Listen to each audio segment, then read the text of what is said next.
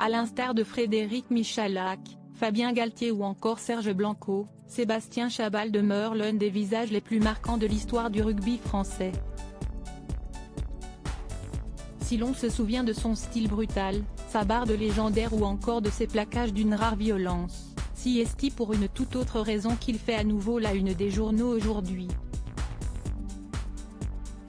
En effet, l'ex-international du 15 de France aux 65 sélections est impliqué dans une sombre affaire à l'approche de la Coupe du Monde de rugby 2023, organisée en France, comme le rapportent nos confrères du Parisien qui s'appuient sur une source proche du dossier.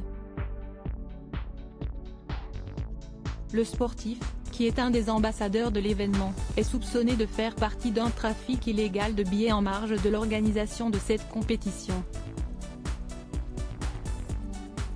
Le mari d'Annick aurait ainsi acquis pas moins d'une grosse centaine de places, pour une valeur potentielle de plusieurs dizaines de milliers d'euros, alors que la limite individuelle pour l'acquisition de ces précieux sésames est théoriquement fixée à 8 par personne.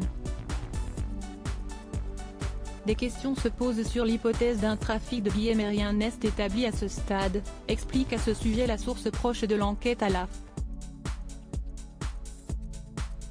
Des accusations lourdes donc, mais que Sébastien Chabal en personne a tenu à démentir ce samedi 7 janvier, toujours auprès de l'AFP. Je n'entends pas faire de bénéfices sur ces places. Oui, j'ai bénéficié d'un accès privilégié pour acheter plus de billets que ce qu'il est possible de faire par une seule personne, en raison de mon statut d'ambassadeur de France 2023, a réagi Sébastien Chabal dans un communiqué. Je n'ai pas eu de gratuité ou de tarif préférentiel. Et non, je n'entends pas faire de bénéfices sur ces places, a ajouté l'ex-joueur de Lyon ou de Bourgoin-Jallieu, affirmant ainsi qu'il n'est impliqué dans aucun trafic de billets. Il est évident que ces places ne sauraient être revendues par ceux qui en bénéficieront. Il est tout aussi inenvisageable qu'elles puissent servir à des opérations commerciales.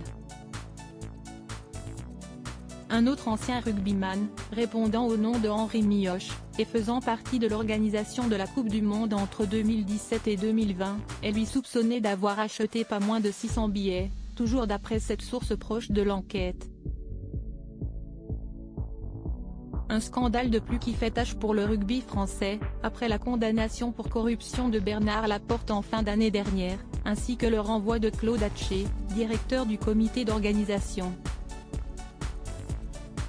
Le tout à seulement quelques mois de cette fameuse Coupe du Monde de rugby dans l'Hexagone, qui débutera en septembre prochain.